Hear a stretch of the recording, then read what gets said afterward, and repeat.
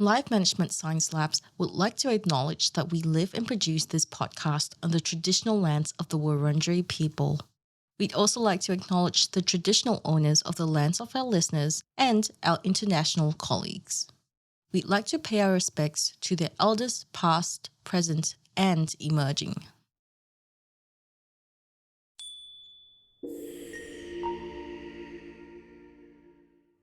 Hello, everyone, and welcome to Wealth Pathways, the Affluence Science Insights Podcast produced by LMSL, the Life Management Science Labs.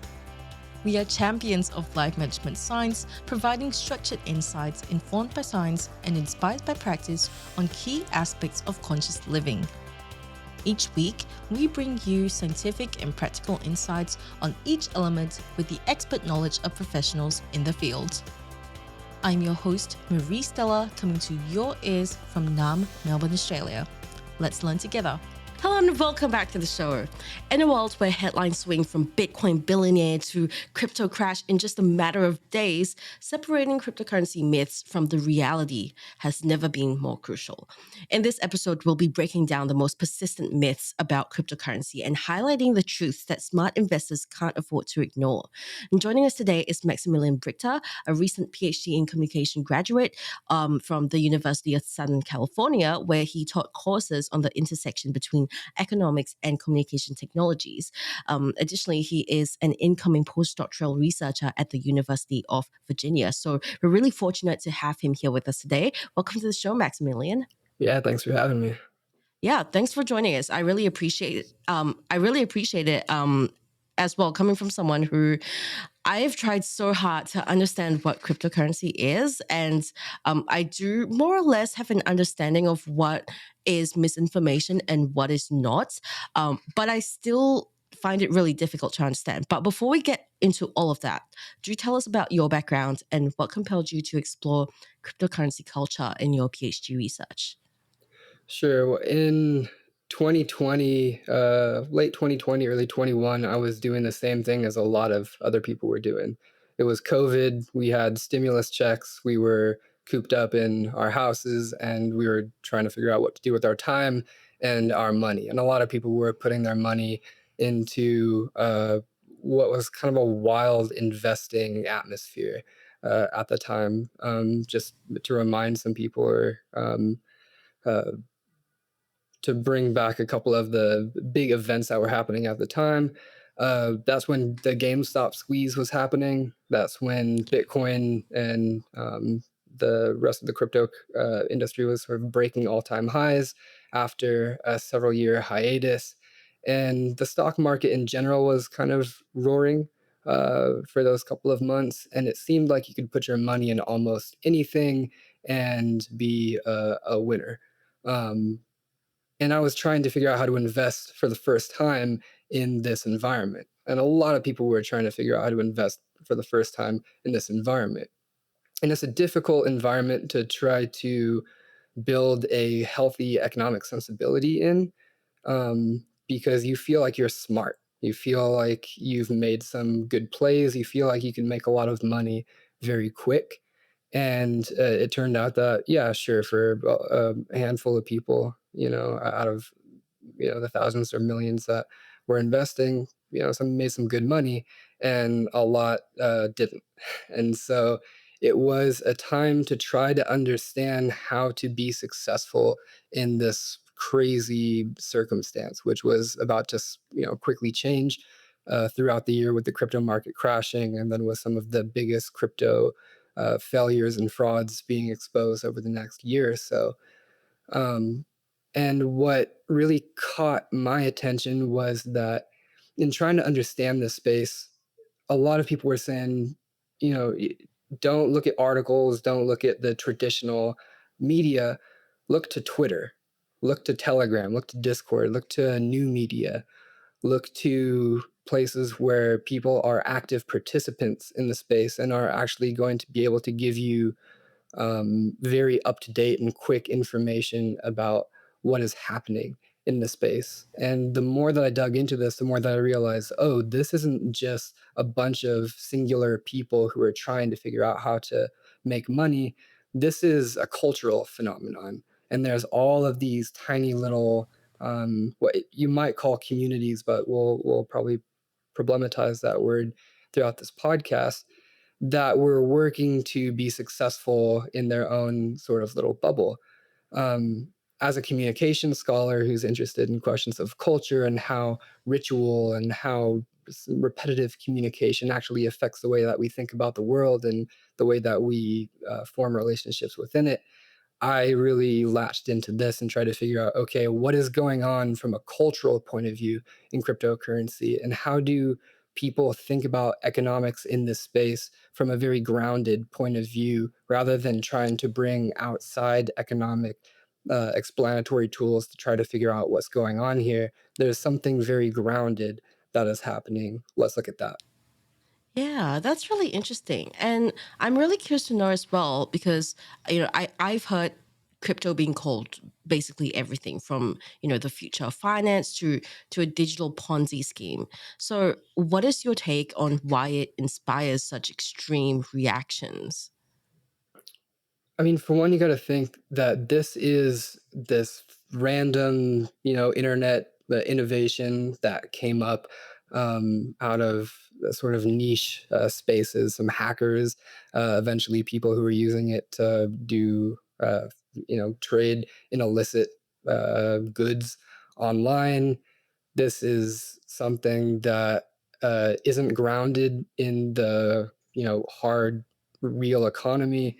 This is something that doesn't have the legitimacy of governments. It doesn't have the legitimacy of even corporations. This is a very sort of outside thing, and for people to look at it and say like, okay, this is actually going to make uh, a big change in our future, you should be skeptical. And for over a decade and a half now, people have been skeptical about it. Less so nowadays that it's getting more mainstream, but um, because it undermines the very assumptions of our economic culture that we live in and the ways that we think about value and the way that we create and express and standardize value, it is a big shift from what we know. And so there has been tons of critique around that. Yeah, that's a very good explanation. So thank you for sharing that with us. Before we go further into detail, though, I would love to get to know you a little bit better. This is Have You Met Maximilian? And the first question I have for you is what is your favorite book? Ooh, um, I would say my favorite book is On the Road by Jack Kerouac. It has nothing to do with cryptocurrency, thankfully. Um, I, I read this book at a time when I was uh, living abroad and I was traveling the world out of a backpack for weeks on end for the first time in my life.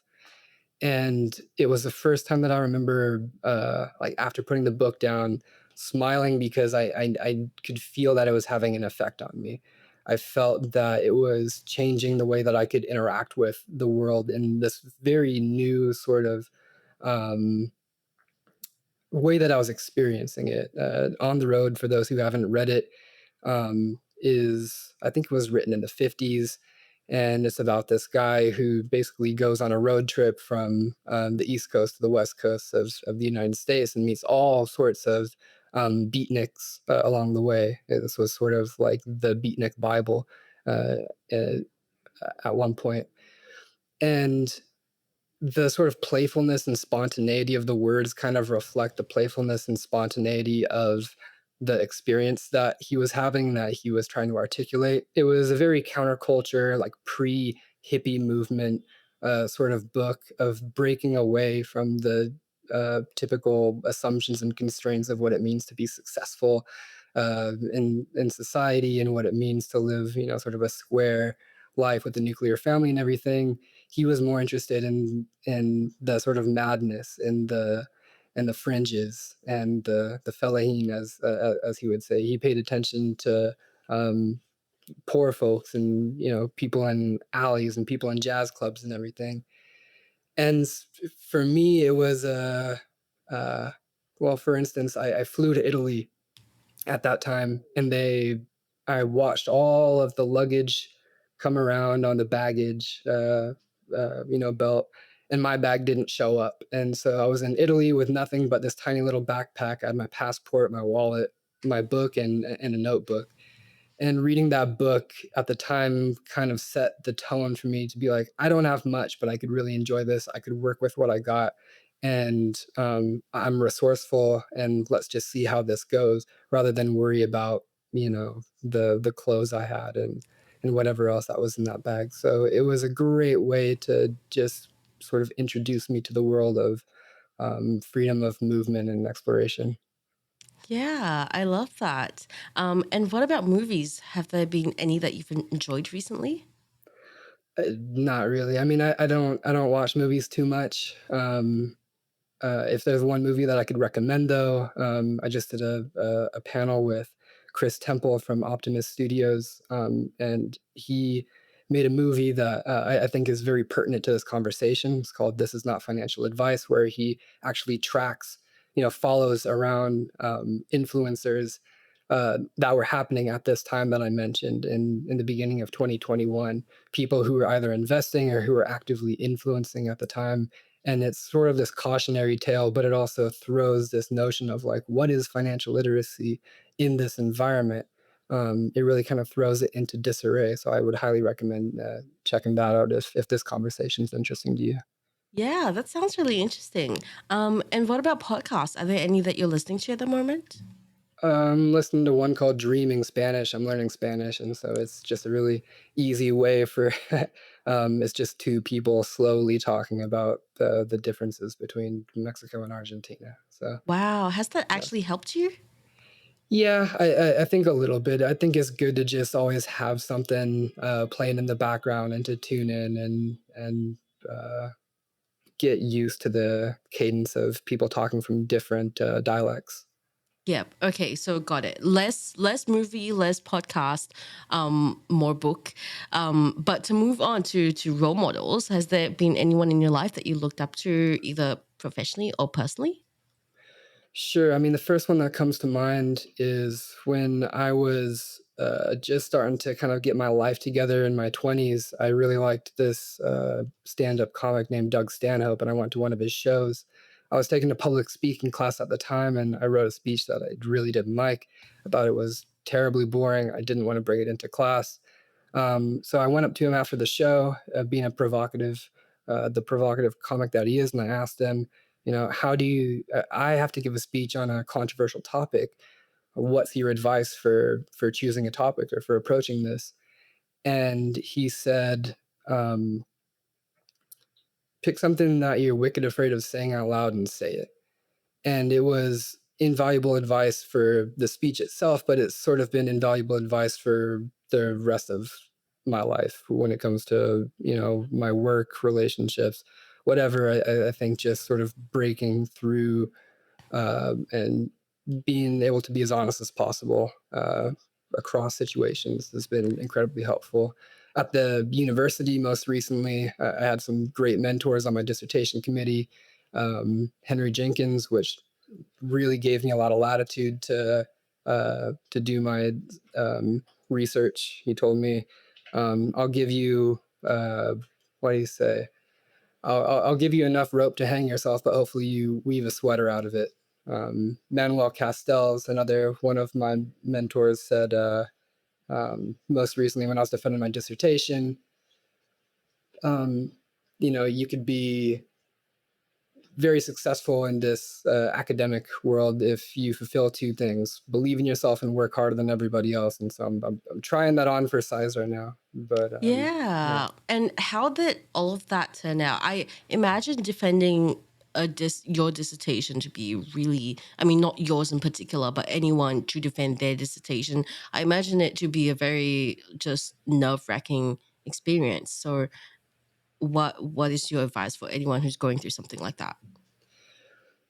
It can be a nerve-wracking experience. I think the thing that really worked out for me that made it not a nerve-wracking experience was, for one, I had about 4 years to comfortably work on my dissertation. I was very lucky with the situation I had at University of Southern California to do that, but I chose something that I really wanted to do. It was something that none of my advisors really knew anything about. I didn't feel like I really had to prove it to them that it was important. And at the times where I did, I took that challenge and ran with it and really just made it my own. So by the time that I had my 15 or 20 minutes to present and to field questions afterwards, I could easily talk about it. And it was more of a fun experience to be in the room with all of my advisors together.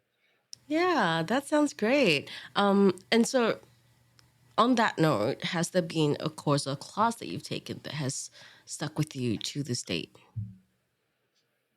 Probably, I took several courses from a professor at Cal State Northridge, Peter Marston, who's still a great friend. One of the courses comes to mind, Communication and Agency.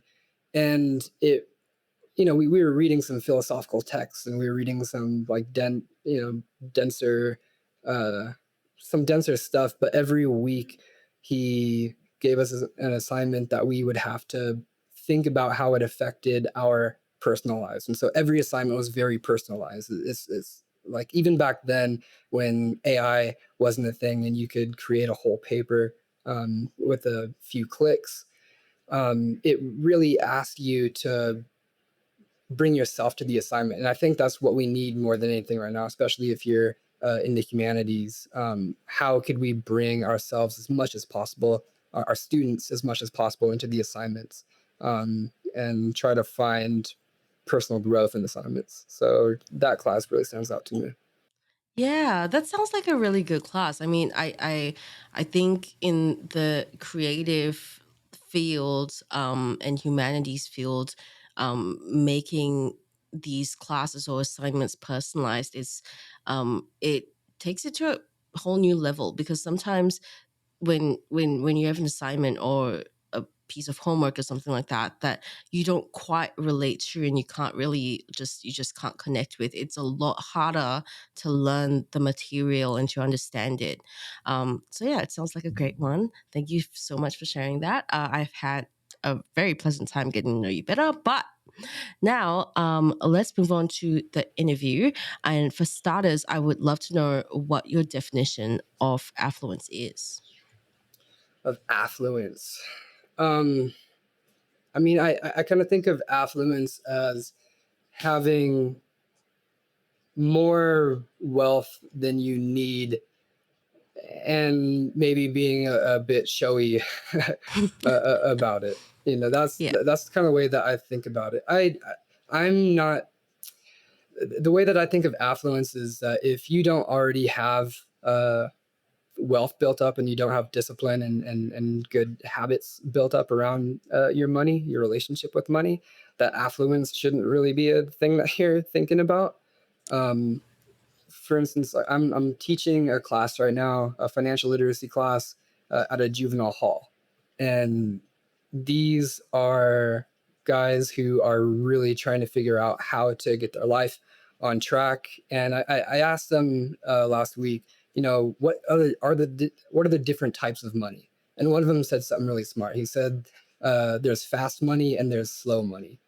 And I'm weary of the idea of trying to attain affluence or an affluent sort of mindset, because I think for a lot of people it leads to trying to make fast money and trying to make money in a way that it is a power play and that you get to show off with it. I see affluence being a sort of toxic thing to chase. Over the years growing up, I've noticed that the people with the nice cars on the street and the nice houses and everything weren't necessarily the most wealthy.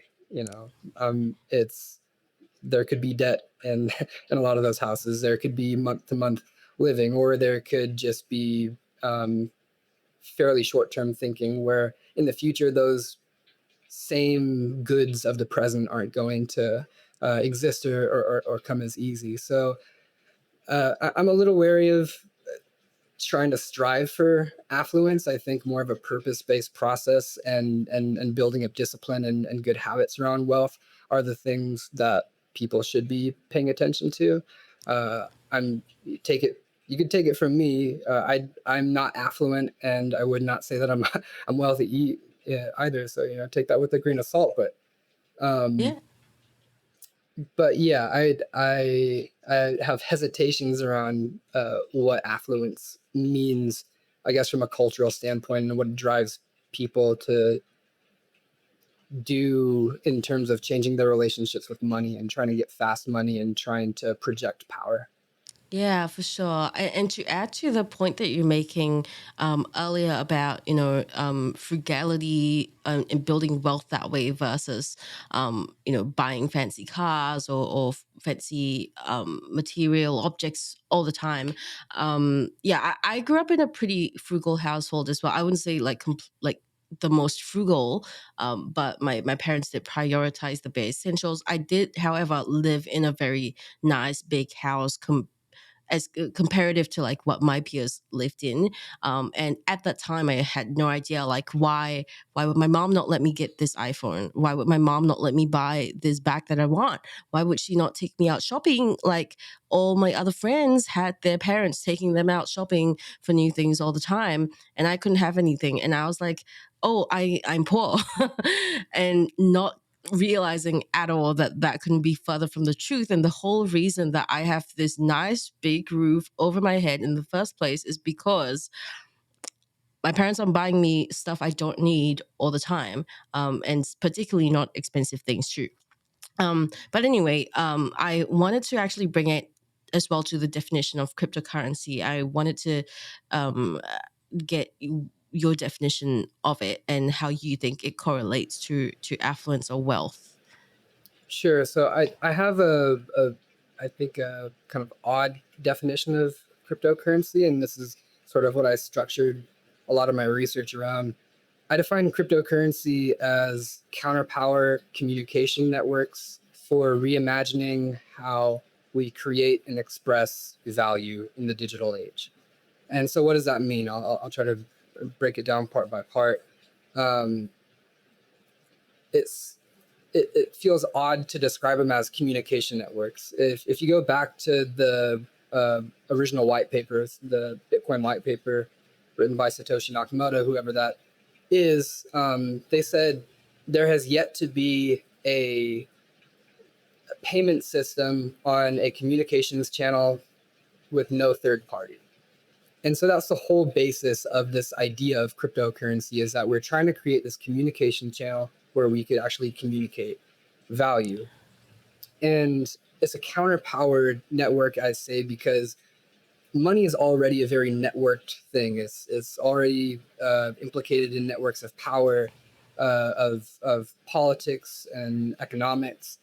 What we have now is an actual technical system where it is decentralized, it's outside of the purview of the state, and it's up to the participants to voluntarily join these networks and collectively decide, for one, that it has value, construct the value around it, believe that it has value, prove that it has value, come up with ways to validate that there is some value that is actually being created here.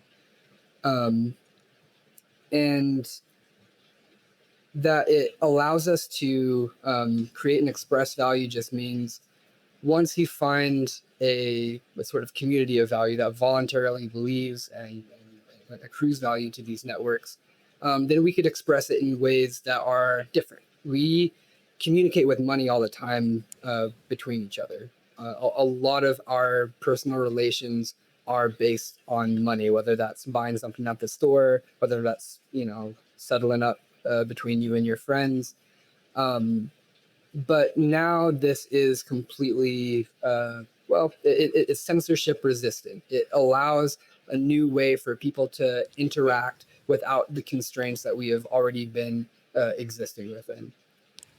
How that relates to affluence has been a sort of a building story over the last 16 years since Bitcoin has existed and cryptocurrency has existed. Of course, when Bitcoin was first created, it was worth nothing. Within the first year or so, it was worth pennies. It took a while for it to even get up to what's worth $1, and now it's over $100,000, and there's literally millions of cryptocurrencies out there, and probably tens of thousands of active ones that exist right now. And a lot of the new cryptocurrencies are built around the ability to try to make money. And even a lot of the ones that have innovations and are actually trying to change the future of finance, the incentive structures of those are set up so that there is a lot of interest and a lot of availability for people to kind of make money any way that they can, and sometimes in very parasitic ways. So when it comes to affluence and cryptocurrency, yes, a lot of people get brought in for the money. Even going back to the Bitcoin white paper, the idea of Bitcoin actually rising in value was seen as a bootstrapping mechanism. That if the price rises, and other people are going to start paying attention and saying, okay, maybe I'll dabble in this thing and see what happens. And it's really still using that same logic nowadays. As the price goes up, more people get interested. It swells, the bubble pops, the price goes down. And then once the price starts going up again, more and more people get interested. So there's this very cyclical nature of people coming into cryptocurrency, trying to make money. And what my research does is tries to take it beyond that and understand, how do people come for the profit but stay for the purpose, come for the money but stay for the sort of ideology. Yeah. And so, what have you found about people staying for the purpose? There's a couple ways to think about this. I mean, there is a meme where some crypto traders come in and they lose all their money, and then they become a community member. And what that means is that people come in, they become a part of this participatory culture, usually specifically around one particular asset. They become kind of like this networked advertising persona, and they go and they shill it and they change their profile pictures and they create memes and share them and everything. And then, especially if you lose money, that community becomes kind of compensatory, is one of the things I found. Is that I've even interviewed, I could think of one guy in particular who I interviewed who lost $30,000, or he was down $30,000 on this one coin, but he stuck around and he like kind of worked for the team every day, showing up, trying to boost the attention that it got, in hopes that the price would go back up and that eventually him and his teammates would make profit off of it, or at least pare their losses. And so in some sense, it's becoming indebted to the network. I see people doing that. But the other more general way that I see people doing it is they learn more and more about it. At first, they just throw money at it. It goes up, it goes down. And then they try to dig in and understand what the hell they just threw their money in. And the more that they do that, the more that they realize, like, oh, this is a referendum on money itself. This is bringing money, which is this very taken for granted thing that we use every day, and bringing it into the realm of political contestation. And so it becomes a tool of critique. Cryptocurrency is basically an invitation into these communities of value that think about how that specific value is created in opposition and adjacent to the value that we already take for granted. And so there is kind of this trail that a lot of people take, that stay in crypto, where they come for the money and stay for this critique of money itself. But at the same time, you have to keep in mind that profit is always at stake. So there is this tension between self-interested profiteering and collective ideals that are always keeping people in suspense of what to do with their trading, of how to participate in these networks. Yeah, that is so fascinating. And in your view, what would you say is the importance of clarifying the cacophony of misconceptions surrounding cryptocurrencies? For one, I think cryptocurrencies, and even in the context of this conversation, a lot of it, they're kind of conflated into one monolithic thing. I'm in a thunderstorm right now, by the way.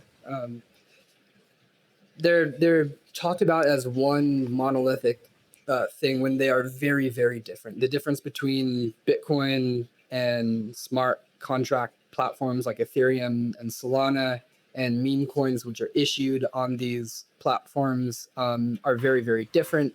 The incentives are different. The ways that people participate in the networks from a technical and a social point of view uh, are very different.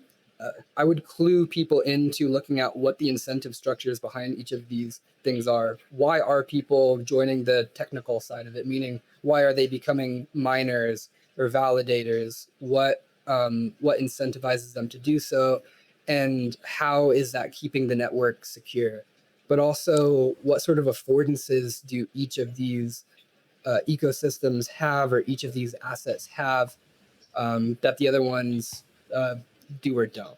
Um, that will help you, I think, break down what is more of just a gamble and what is more of a technology play and what is more of a play on the referendum of money, and sometimes a combination of those. Well, in almost all cases, a combination of all those three things.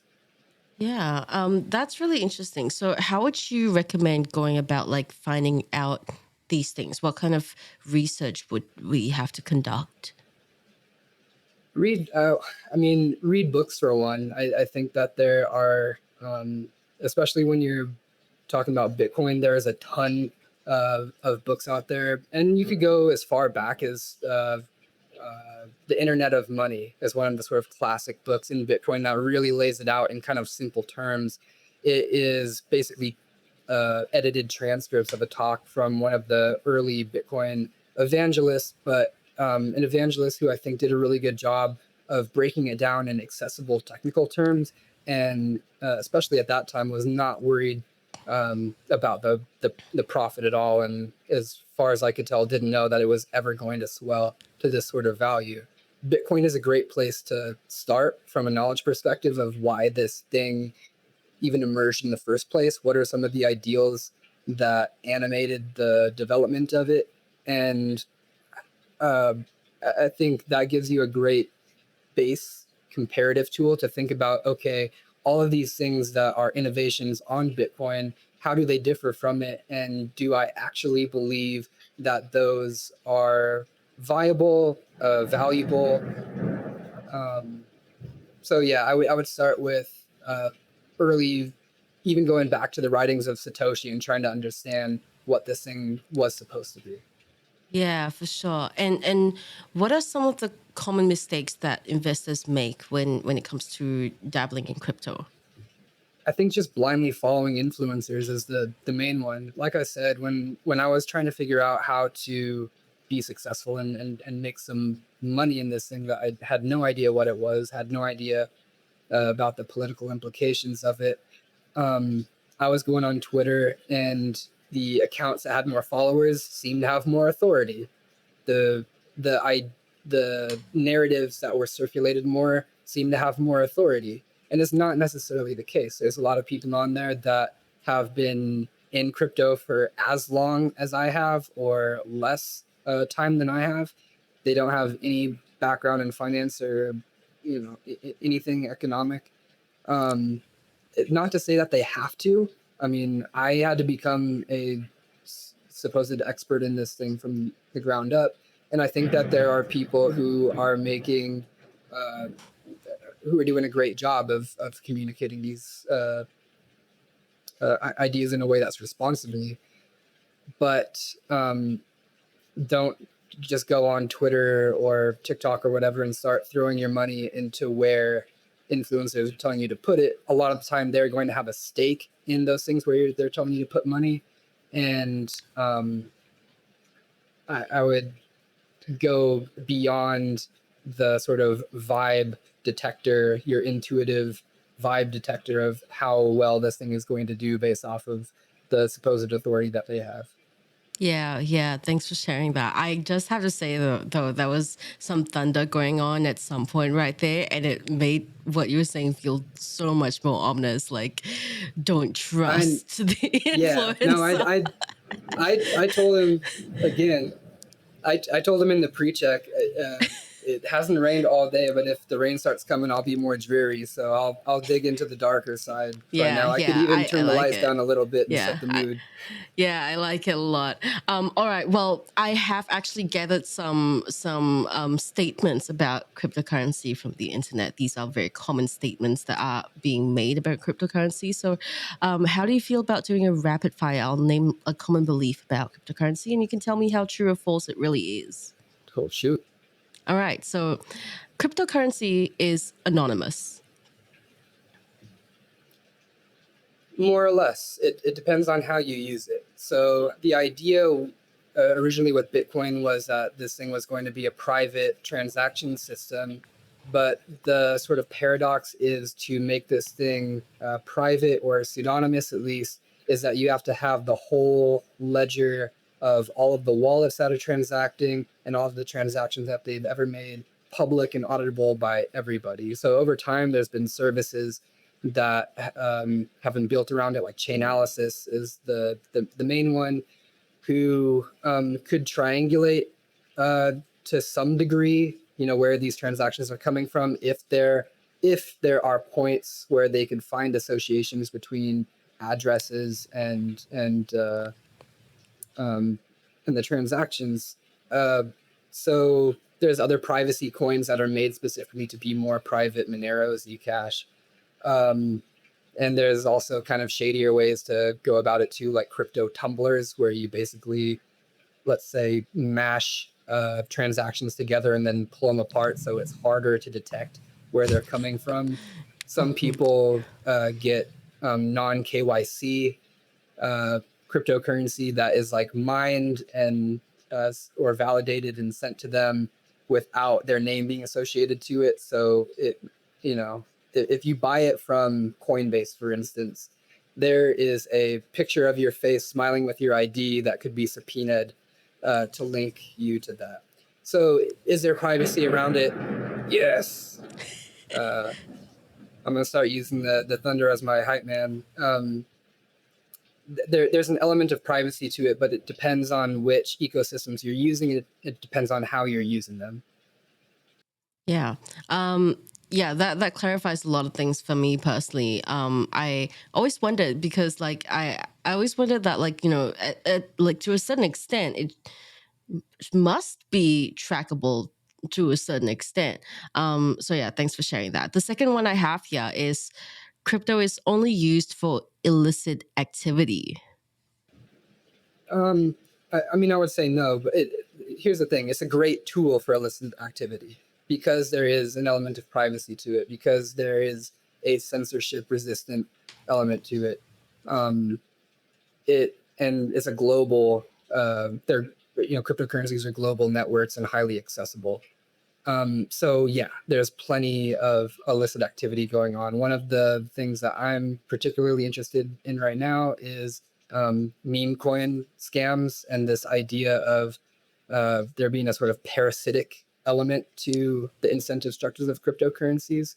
Because people could create their own tokens, it only takes a couple of bucks and a little bit of acumen. You could create your own token, and if you create enough hype around it and suck enough capital into it, you could sort of, for the most part, anonymously extract that money from people. And it just becomes this big sort of playful game that some people actually know that they're playing in, but it becomes really insidious when sort of new investors come into it and think that they are on an even playing field when the cards are really stacked against them.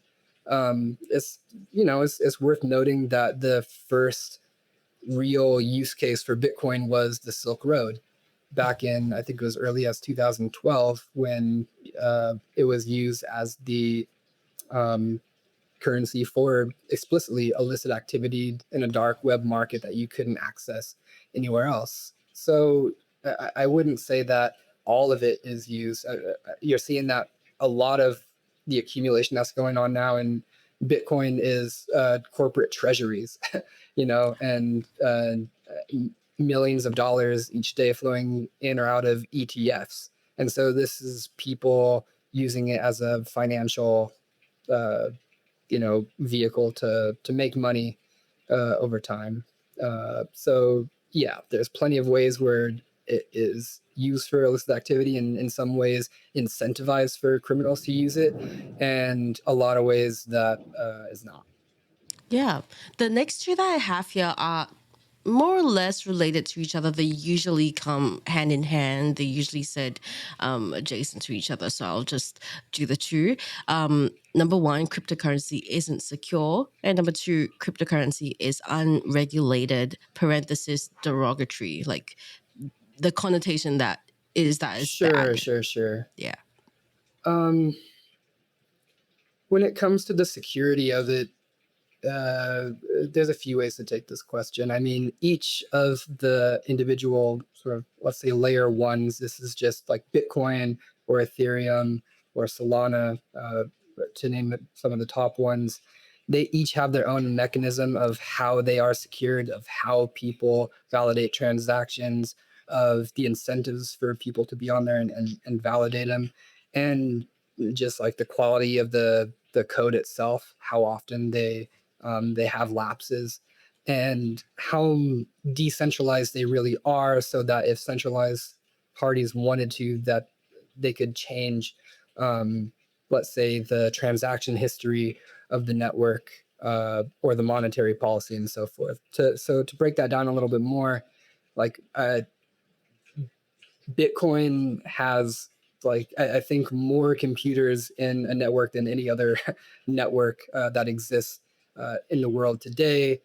And because of that, it makes it very, very difficult for any one actor, even if it's a state level actor, even if it's the United States or China, for instance, to want to attack the network in any meaningful way. It would cost billions and billions of dollars. It could cost billions of dollars, I think, by the hour to attempt to do this, and it is likely not to do too much. When it comes to the sort of next generation platforms like Ethereum, there was one instance where there was a big hack in the network, and there was a basically centralized cadre of people who said, okay, we don't want this hack to exist, so we are going to override basically everybody else and roll back the network. And it just showed that it was not as decentralized and not as secure as I think a lot of people thought it was. Another sort of more recent example for me is Solana. There were times in the last couple of years where the network would just stop working. And if you have your value in this thing and you can't do anything with it, you can't trade it, you can't take it out, it's locked in this sort of technological jurisdiction. You got to ask, is my value secure in this network? So those are just some of the very basic ways that you might think about it from the technological point of view. There's a layer of responsibility that you have to take too if you are investing in cryptocurrencies. Like, for one, you have to trust the exchanges that they are going to secure your funds. There's been exchanges that have been hacked over the years. There's been pauses and so forth in trading. But also, if you take your cryptocurrency off exchanges, you have the responsibility of holding your private keys, basically holding that password. And if you have that in a folder online and somebody gets it, there's a bunch of different ways that people could do phishing scams and so forth. They basically have access to everything that you own in that wallet. So it is, there's a level of responsibility and there's a level of technical quality and incentive structure on the networks when you want to consider questions of security. When it comes to regulation, is it underregulated? Yes. I think, in the early days, there was people that didn't even want to touch it because they didn't know if it was illegal to hold cryptocurrency, and they didn't want to be on like an FBI list if there was a crackdown or something.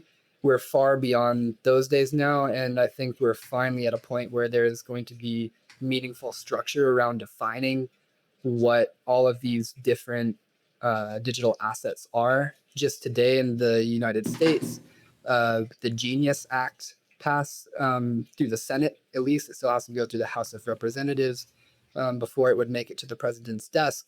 But what this would do is build a structure for stablecoins to be federally regulated and open up the field for private companies to start issuing their own stable coins. And I think later in the year, we're going to have a better idea of market structure and the definition of all of these different assets so that we know what is a security and what isn't, and what people could actually do with them. Another quick thing that I would note is that I think in the last few days, some of the top meme coin services and the people associated with them have been blocked from X. And so it raises some questions about, like, okay, is this an enforcement action that is about to happen? Largely what it's been so far is the SEC or whatever regulatory body in your country's jurisdiction bring in sort of cases where they are trying to regulate by enforcement. So we may be at a pivot point where there is more institutional and state level legitimacy towards cryptocurrency, and regulations that are actually going to shape up to reflect that. Yeah, that would be really interesting to see unfold. My next one is cryptocurrencies will eventually replace fiat currency.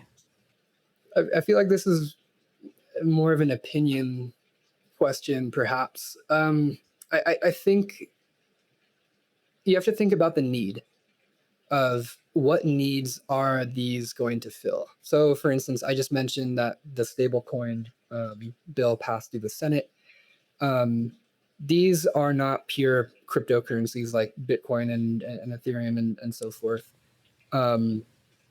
But these are, like the sovereign currencies, crypto units that are backed by sovereign currencies. And there is very much a chance, I think, with the passing of this bill that you could see even like big private companies in the US and eventually in other jurisdictions start to issue their own stable coins. And so they're using the underlying technology of it, and that might reduce the transaction fees that they have to pay for credit cards and so forth. I think that is probably the first possibility of it not replacing, because the argument is that it bolsters the power of the US dollar in the US context, because more people are going to be able to use them. It's backed by US dollars and US treasuries. But it's also context dependent in places that have volatile political regimes where their currencies could be devalued, hyperinflated, and then cryptocurrencies, because of their accessibility and because you could voluntarily use whichever cryptocurrency you want, so long as you could download the apps and have internet inside your jurisdiction and find some way to acquire and trade in it, that it becomes a better option than um, your country's money. I think like Turkey and Argentina are some of the cases where it's not super widespread as far as I could tell, but there are people that are using it and could use it in more or less sophisticated ways to try to save the value that they've made and to be able to um, yeah it, uh, be able to participate in the economy in a way that people are going to accept it from a very sort of grassroots point of view. I'm more skeptical of cryptocurrencies being, the global reserve assets, although I think Bitcoin is going to continue to gain more uh, legitimacy as a form of global capital. Um, but I think it's going to take a lot of failed uh, political regimes and failed fiat currencies to see them actually really meaningfully replace them. Yeah, for sure. Thank you so much for doing this rapid fire round with me. I feel like you've really addressed some of the major misconceptions there. So I guess my last question for you before we move on to the practices and habits section is, if you had if you had to give one piece of advice to any investor who's intrigued by crypto that isn't simply do your research, what would it be? Start small. Start small. I think there's a very slippery slope to being very attracted by all of the very public sharing of people making money and all of the bullishness when you get into these participatory cultures, to get swept up and feel like you can't lose, and to feel like you're going to definitely be right in putting your money into this, and especially a lot of money into it. There's a trade-off cost. You could see your money in some more conservative investments and in index funds or ETFs, for instance, or you could see these things that are popping off and doubling in value in a matter of weeks, if not hours. So there is a very attractive element to it that I think lures people in to uh, make people go big too soon, and go further out on the risk curve than they normally would, based off of the social sentiment that they are embedding themselves within. Yeah, that's a good tip. Thank you so much for that. Now let's move on to the practices and habits segment. And this is where we'll jump into the day to day application of what you've just shared with us. So, for starters, what is the habit that you recommend practicing when it comes to investing in cryptocurrency? I I've become more and more skeptical of investing in cryptocurrency over time, and it's not to say that it is that you shouldn't do it. I think there's measured ways to do it.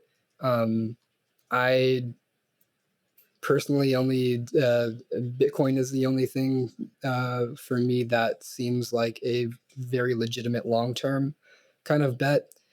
And I don't want to give people advice to get into short-term bets. Basically, I think even some of the more stable and like top smart contract platforms, might they have might they continue to bring in liquidity, might they continue to be sort of the top sort of decentralized financial platforms, sure, they might be able to, but we are still very, very early in some sense of, like, there is not a mass everyday adoption of these things. Despite the fact that millions of people are using this, it is still a fairly niche thing. And so there is a sense in where you are betting on kind of like technology companies. You're betting on teams of people. You're betting on developers, and you're betting on also a regulatory environment that is going to embrace it, and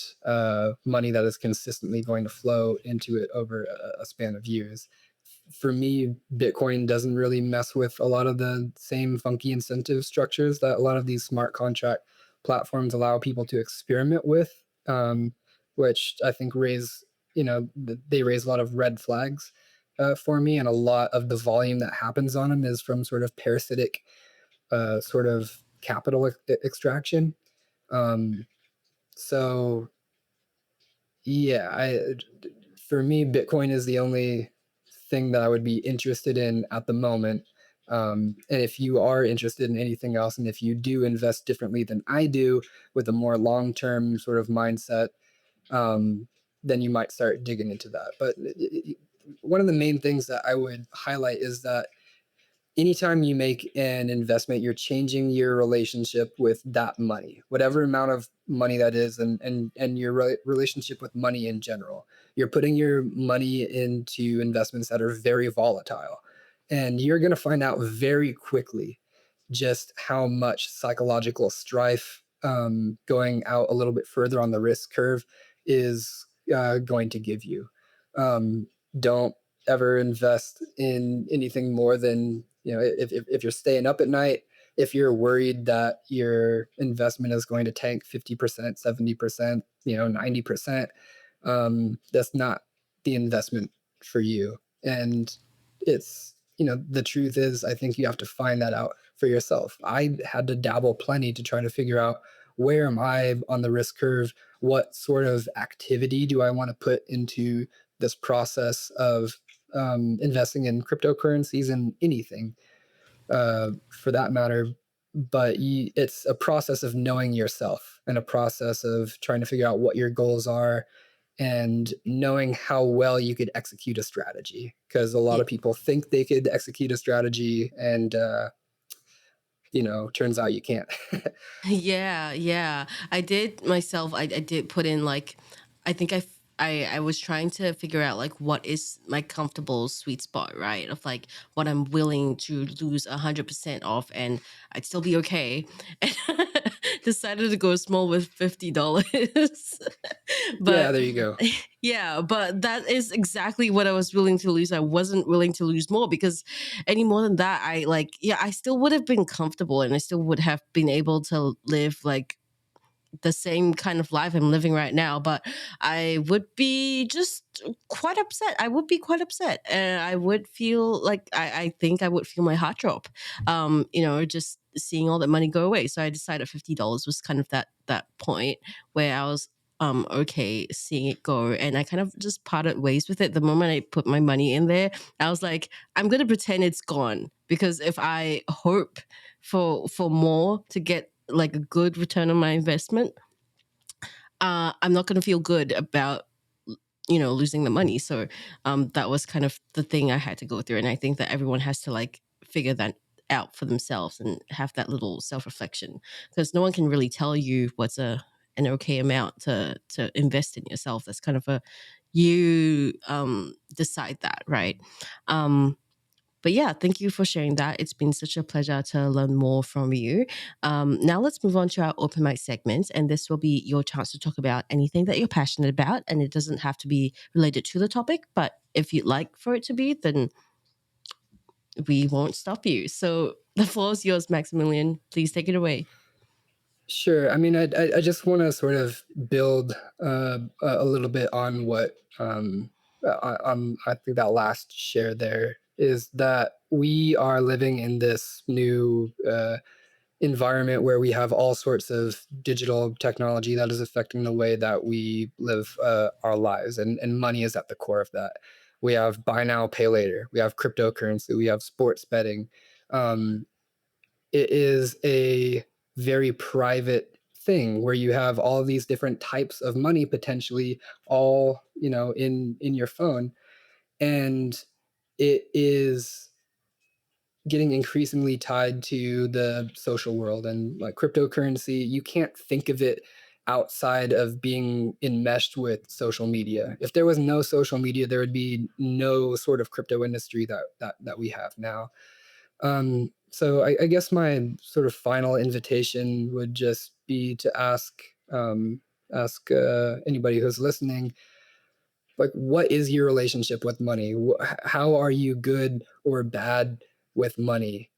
How do the ways that you actually spend money and invest money reflect your values? What are ways in which you have and maybe continue to use money in a way that makes you feel uncomfortable on a daily basis? And uh, importantly, how is the environment that you are embedded in shaping that? There's, of course, like people around us that we want to um, uh, perform to. There's FOMO that we cave into. There's all sorts of ways that we are pushed and pulled by our money. And those ways are changing just because of how the sort of digital environment is changing. And with cryptocurrency, the way that we think about value is changing. So when it comes to investing, period, or even when it comes to setting a budget and to try to figure out what lifestyle you want to be living, right now, 5 years, 10, 25 years from now, is to try to think about money from a kind of mental health perspective, of how is this affecting my mental health on a daily basis? What sort of sense of security do I have on a daily basis? And is my money pulling me into things that I don't want to do, or the things that are making me feel uncomfortable, or ways that are, otherwise harming my well-being. And so all of this research and all of this talk, I hope gives you some sort of sense of thinking about your relationship with money differently, because it's changing whether you think about it or not. Oh yeah, 100%. And I feel like the way we use and spend money has changed so much from when I was a kid, like in the 2000s, where you'd have to either use a physical like card or physical cash. There's no other way to do it, or maybe checks, but like that's a lot more finicky. But the point of the story is that you need to like physically hand someone something. You got to put the card in, and there were like 3 steps to do it, right? Get the change and all that, and make you think a lot harder about doing that. And you would feel the process, like quite literally, you giving them the money and them giving you the change back, for example. Whereas now we just really tap on the phone, and some banks don't like, you can switch off the notification whenever you spend, which arguably makes it worse because you don't know when you're spending. You don't have to think about it even afterwards a little bit. I personally have it on so that it makes me feel guilty about spending if I spend it unnecessarily. But also it's a safety thing, right? Like if someone gets your card and uses it, and you can see the notification and be like, hang on, I didn't do that. Where's my card? But yeah, it has changed to like so phenomenally, with the buy now pay later thing, which we never had before. We had credit cards, but like so it's just such a fascinating thing to think about how it's so convenient now to spend, but whether we should really take that route just because it's more convenient now. So thank you very much, Maximilian, for joining us today and for sharing your 2 cents. If our listeners want to find out more about you and what you do, where can they go? You can check out my website, maxbrichta.com. That's MAXBRICHTA.com. I'm on LinkedIn as well. Right. So yeah, you can check out my research and holler at me. Amazing. We'll link those in the show notes. So thank you everyone for tuning in, and we'll catch you in the next episode. You've been listening to Wealth Pathways, the Affluence Science Insights Podcast, produced by LMSL, the Life Management Science Labs. More episodes are available from 10 life management perspectives and can be found by searching LMSL on Apple Podcasts, Google Podcasts, Spotify, YouTube, and other podcasting apps available on your devices. If you enjoyed this episode, please rate, share, and subscribe to our channel so that other people can find it and we can continue to provide quality content. More of our work can be found on our website at affluence.lifemanagementsciencelabs.com, where you can join our movement. I'm Marie Stella. Thanks for tuning in.